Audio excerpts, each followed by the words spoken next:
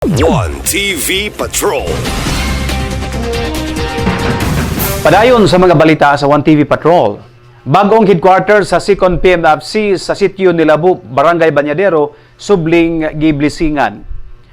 Human ginagurahan o giblisingan ang bagong headquarters sa 2nd PMFC o 2nd Provincial Mobile Force Company niadtong Pebrero 2 sa miaging tuig, subli na usab kining giblisingan niadtong Pebrero 26. Mihimo og inisyatiba ang pamunuan sa 2nd PMFC nga gipanguluhan karon sa Force Commander Police Lieutenant Colonel Mark Green Lagura human mahitabo ang gituuhang kababalaghan pila ka adlaw human na mahitabo ang disgrasya sa Don Victoriano kundiin ang sagad sa mga biktima sa road accident mga sakop sa 2nd PMFC.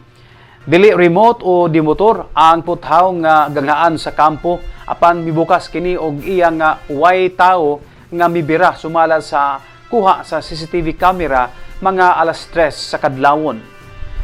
Mga kalagman kini sa mga pulis nga nangawala o dili man apan giampo sa Santos nga misa og pag-blessing ang katapusan o ang kapahuluyanang dayon sa mga espiritu nga wala pa mahiluna hangtod nining panahona. Ang bag-ong police headquarters sa 2nd Provincial Mobile Force Company ana kini makaplagan sa sitio ni Labu sakop sa Barangay Banyadero, Uzami City. One TV Patrol. One TV Patrol. One TV Patrol. One TV Patrol.